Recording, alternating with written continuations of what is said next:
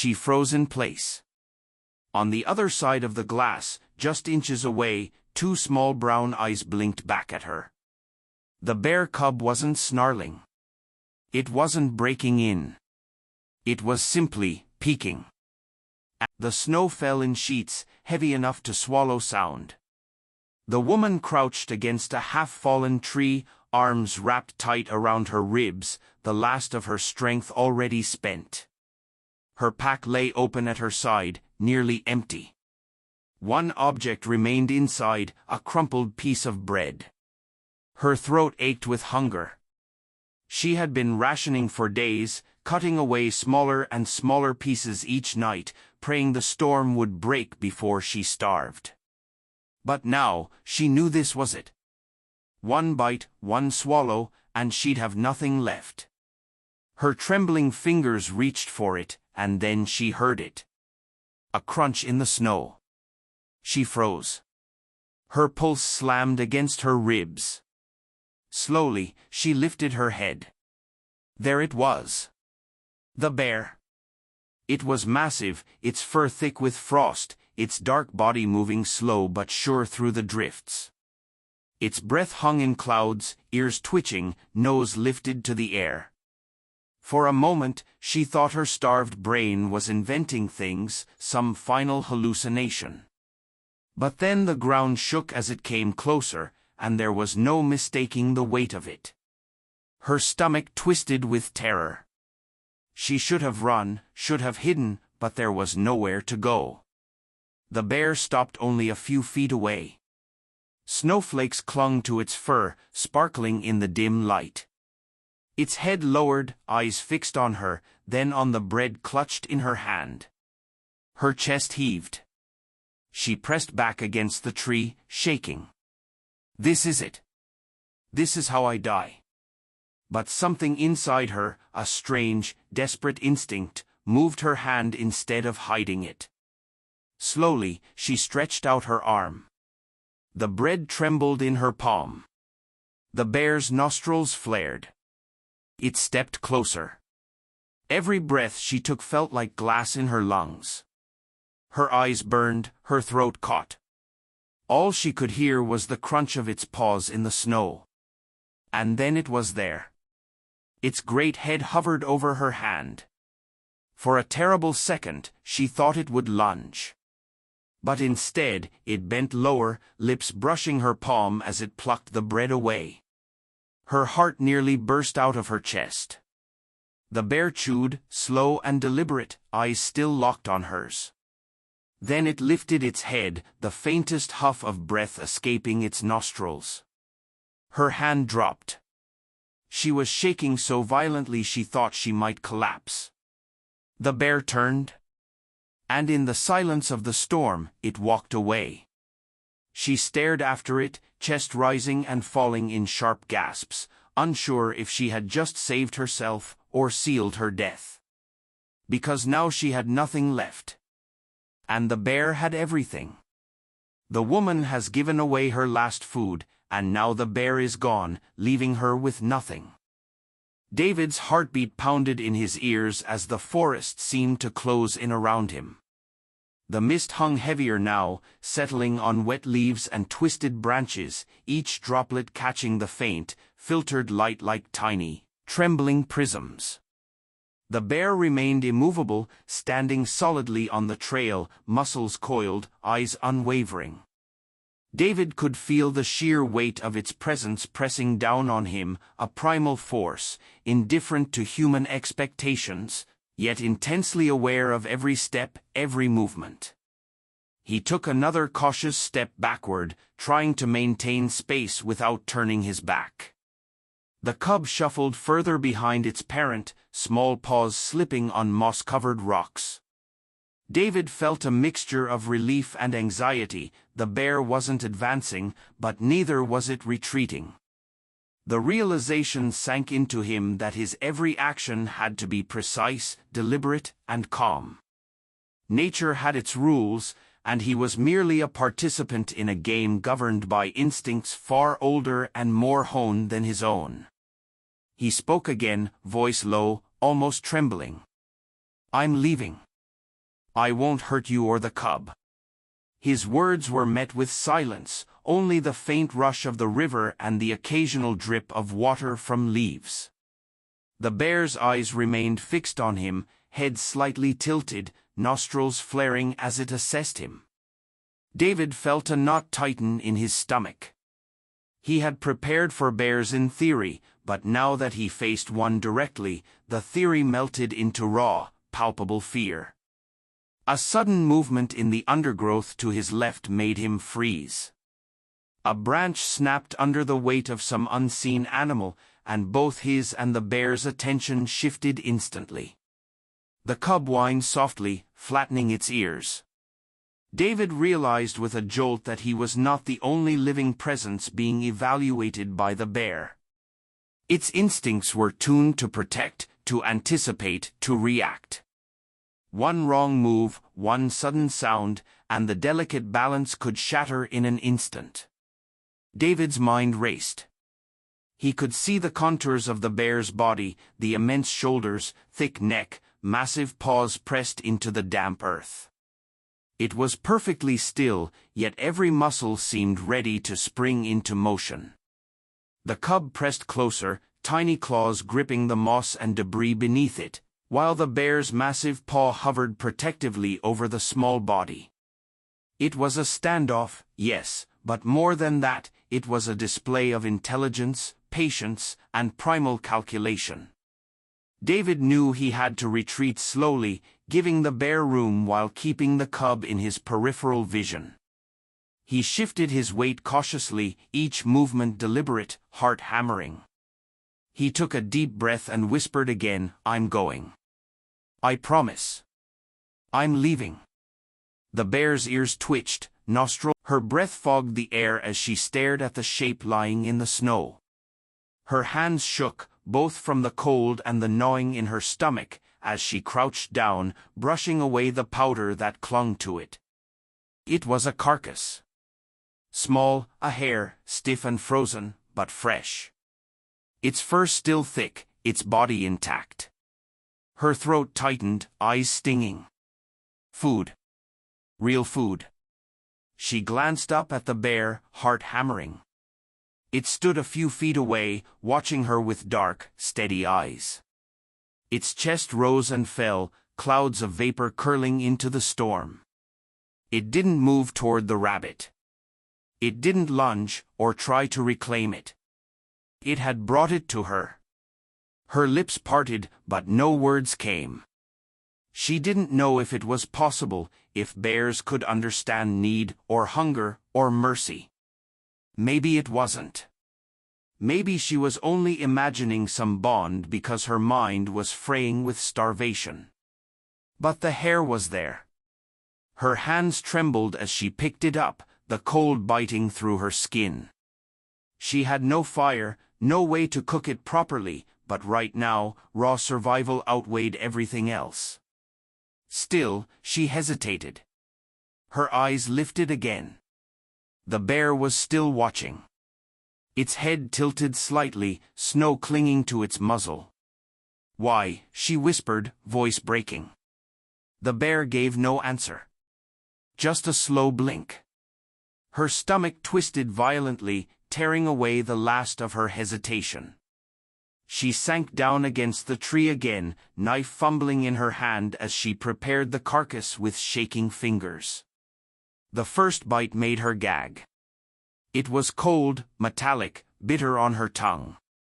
But once she swallowed, something inside her snapped, the desperate, animal instinct to survive taking over. She ate until her body wouldn't let her anymore, until warmth spread through her chest, faint but real. When it was done, she leaned back, wiping her mouth with her sleeve, heart still pounding. The bear hadn't moved. Her breath caught. Was it waiting for something? Was it only feeding her so it could keep her alive for later? The thought sent a shiver colder than the wind racing down her spine. But then the bear huffed, turning away. It lumbered a few steps into the storm and stopped. Its massive head swung back toward her, as if checking to see if she followed. Her pulse hammered. It wanted her to move. The wind howled like a living thing, lashing her cheeks with shards of ice. Every step felt like wading through a sea of white. She pulled her coat tighter around her body, a useless gesture, the cold already buried in her bones. And yet, she followed. The bear's hulking figure moved steadily ahead, massive paws pressing deep tracks into the snow. Tracks she used like a lifeline, planting her boots inside them, forcing her legs to keep going. Every so often, the bear turned its head, eyes glinting through the storm. Not once did it growl or charge. Not once did it vanish into the trees. Always, it stayed just ahead, as though tethering her to the present, to motion, to survival. Her thoughts whirled as fiercely as the wind. Why hadn't it killed her when she gave it the bread? Why bring her the hare? Why guide her now? It made no sense.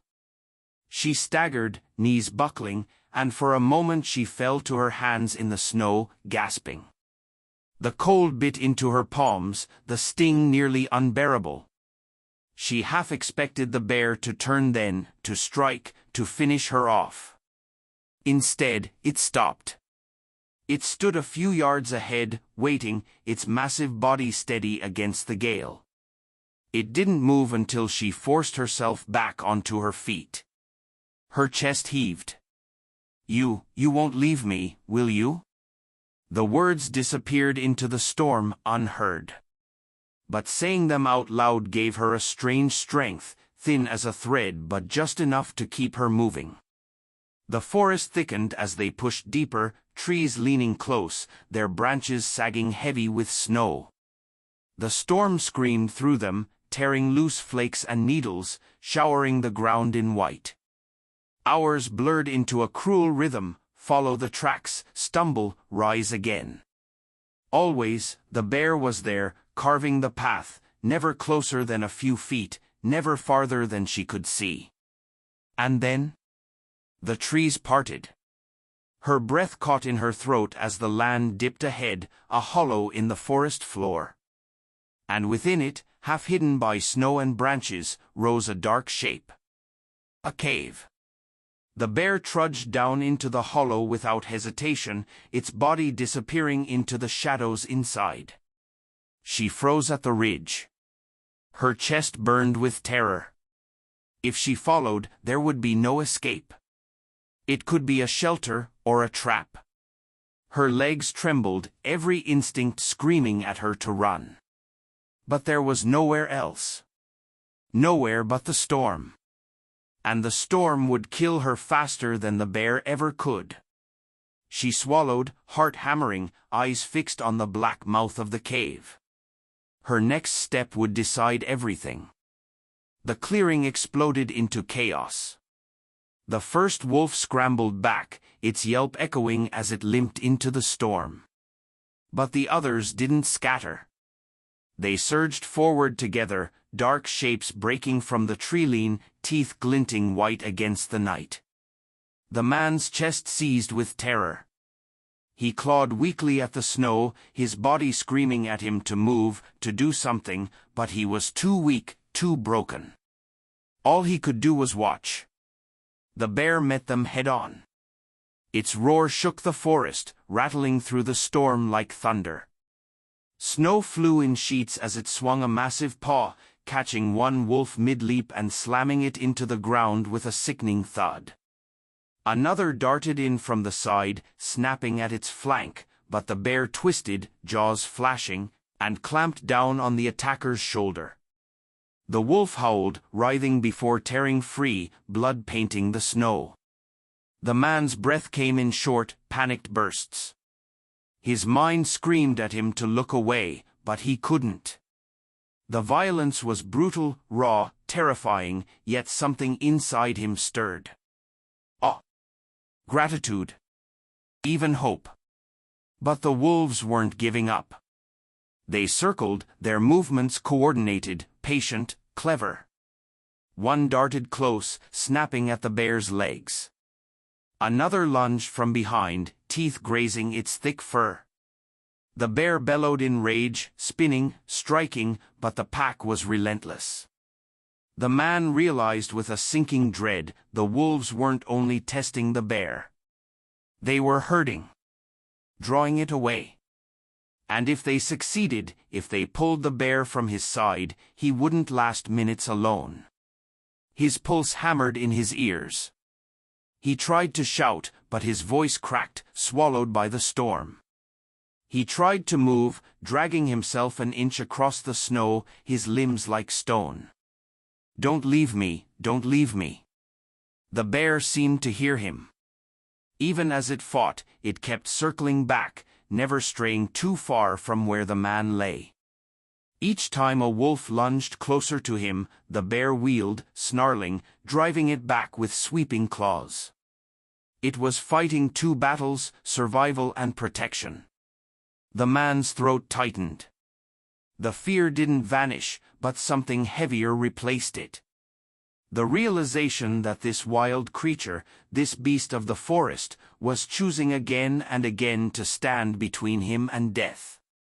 But the wolves weren't finished. A new howl rose from the trees, deeper, louder, commanding. The pack leader. The man's blood froze as he saw it, larger, darker, eyes burning hotter than the rest. It padded into the clearing, teeth bared, growl rumbling low. The other wolves fell back slightly, as if making room. The leader lowered its head, and the storm seemed to pause. Then it charged. The alpha wolf has entered the fight, and the storm is about to decide who survives the night.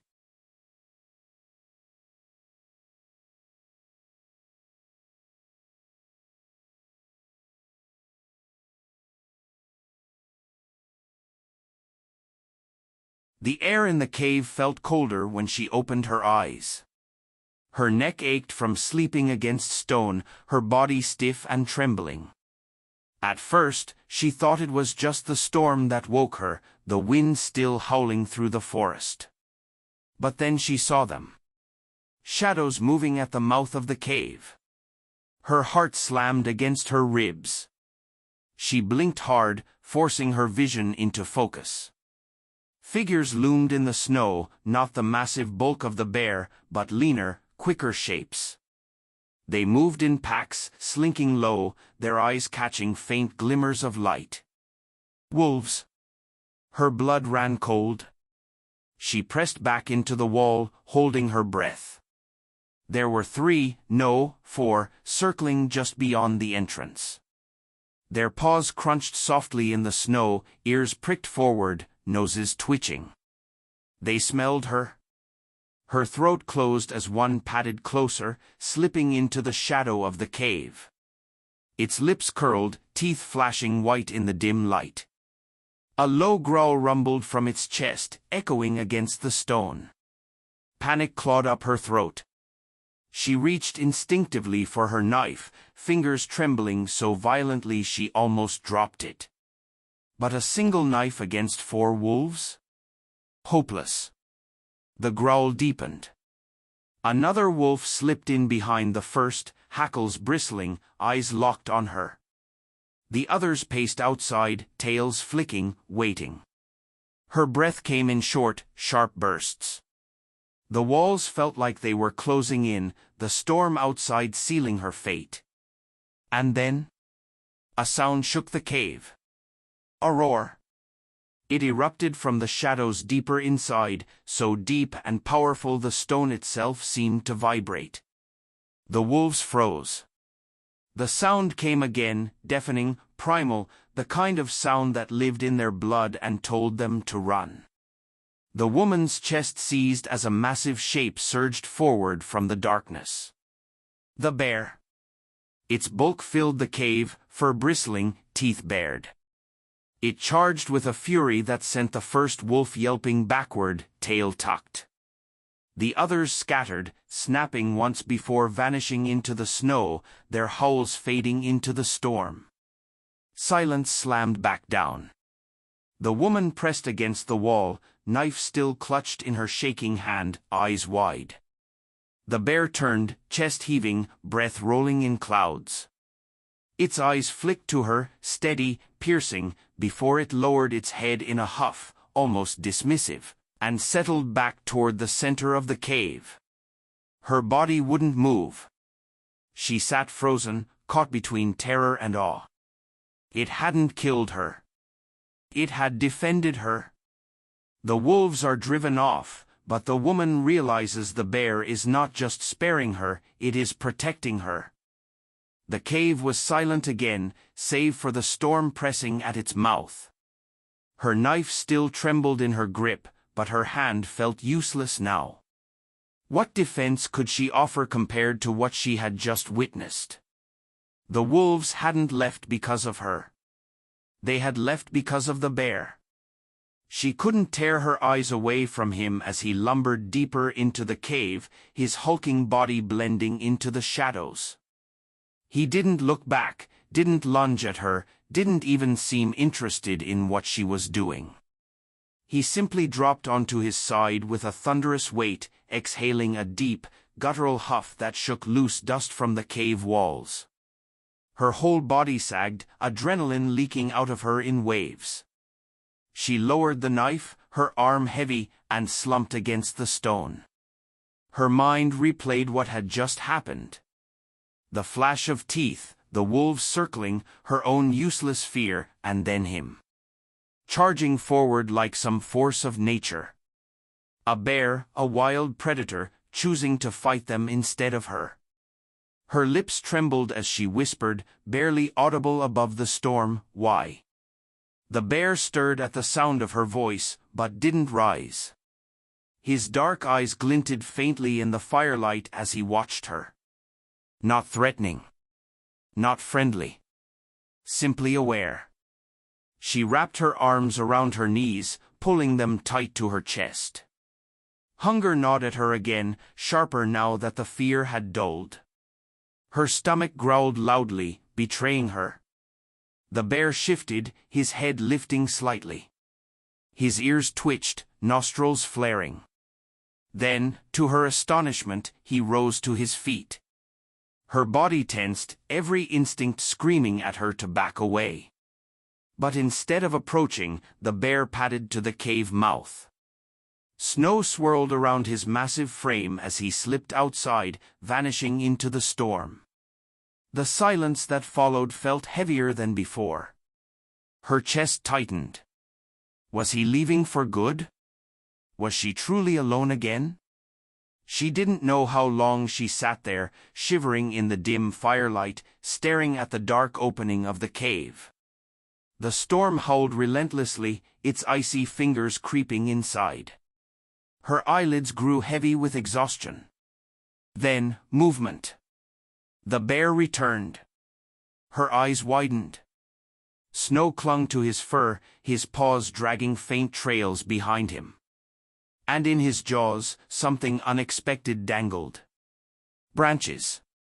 Small, broken limbs snapped from the forest floor. He dropped them by the fire pit with a grunt. The woman gasped. Not food. But firewood. Her hands shook as she reached for the branches, feeding them into the weak flames. The fire leapt higher, throwing warmth against her frozen skin. She turned back toward the bear, words caught in her throat. You brought this?" The bear had already curled back into the shadows, his eyes closing as though the matter was settled. She stared, her heart hammering for reasons she couldn't explain. First food. Now this. He wasn't just sparing her. He was helping her. The bear doesn't just protect her, it brings her what she needs to survive. The bear's paws landed heavily on the cobblestones, each step deliberate, dragging the weight of silence with him. His head lowered slightly, his breath pushing white puffs into the cold night air. The apples lay forgotten behind him, scattered in broken crates, juice soaking into the dirt. But his eyes weren't on the fruit anymore. They were fixed on the small hand pressed against the glass. The boy's breath fogged the window as he leaned forward, his eyes wide but unblinking. His palm stayed where it was, trembling only slightly. The librarian reached to pull him back, but her grip hesitated. Something in the child's stillness, in the way he held himself, froze her arm. The bear approached slowly, his massive frame illuminated now and again by the shifting glow of a lantern outside. His fur rippled in the half-light, coarse strands catching the silver of the moon. His steps echoed against the walls, a deep rhythm that made the villagers' hearts pound in unison. "He's coming closer," the farmer hissed, clutching the lantern so tightly that the iron handle burned into his skin. "We need to act."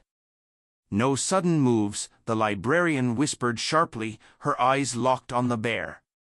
"If we frighten him now," she didn't finish. The bear reached the base of the library wall. His claws scraped faintly against the stone as he shifted his weight, tilting his head. His nose brushed the glass where the boy's palm rested. The sound was shockingly soft, a faint tap, followed by the fog of his breath blooming across the pane. The boy's chest rose quickly, but he didn't move. He whispered, barely audible, "He's not angry." The librarian's pulse thundered in her ears. She couldn't decide if it was madness or instinct that kept the boy frozen there. But the bear didn't growl. He didn't slam his weight into the wall. Instead, he pressed his muzzle gently against the window, as though testing the barrier between them. From outside, the villagers shifted nervously. One of the older men raised a pitchfork, but the farmer snapped at him in a low growl. "Put it down." "No." The air was too thin, too fragile for steel. Inside, the boy slowly lifted his other hand, placing both palms against the glass. The bear's breath misted the pane, each exhale deep and steady, each inhale pulling the boy's scent into his searching nose.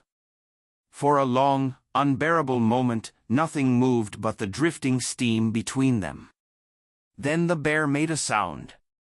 Not a growl, not a roar, but a low, rumbling huff, almost like a sigh.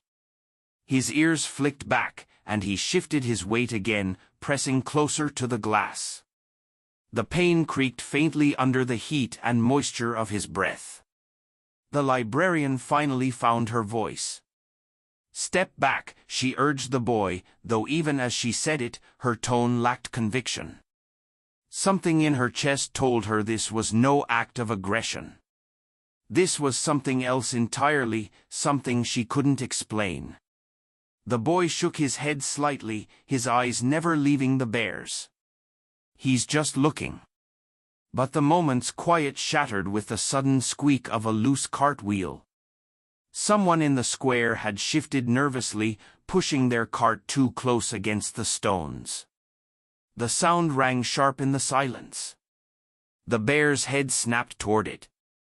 His ears shot forward, body tensing like a coiled spring. His muscles rippled as his claws dug into the stone at the light. David's muscles tensed as the sudden splash from upstream reverberated through the forest, echoing off the mossy trunks and river rocks.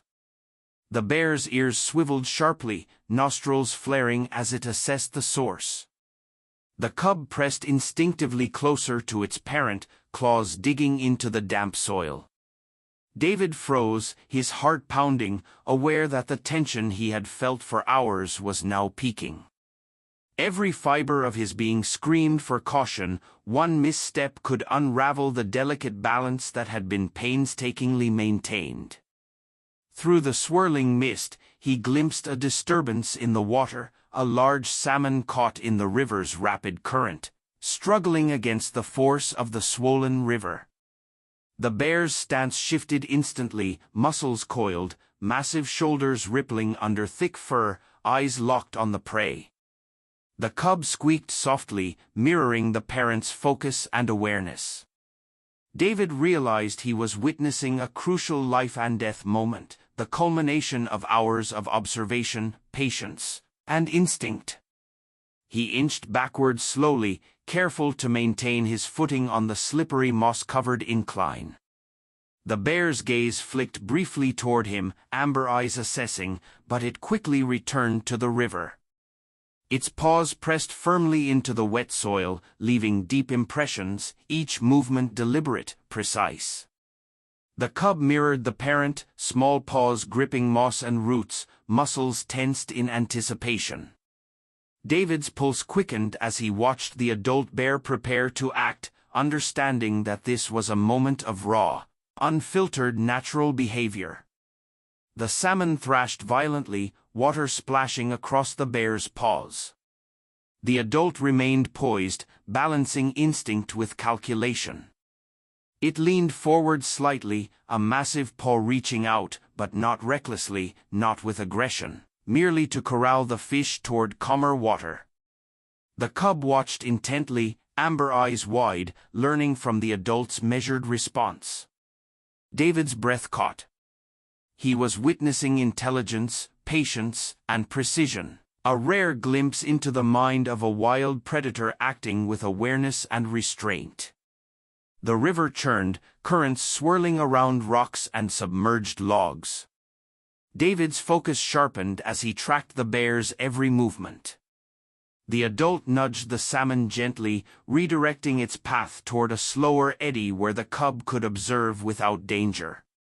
The cub squeaked, ears flicked forward, and claws gripped the soil tightly. David exhaled slowly, heart pounding.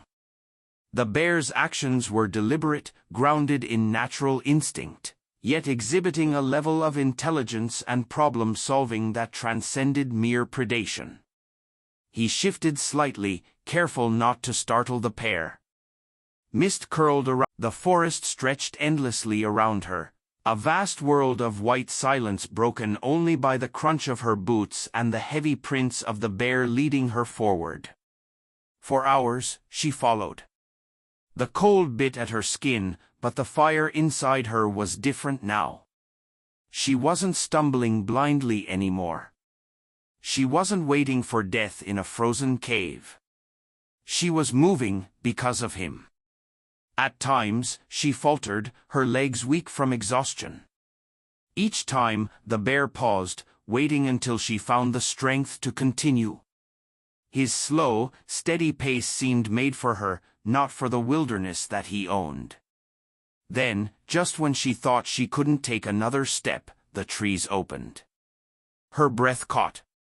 Smoke. Thin trails rose in the distance, curling into the pale sky.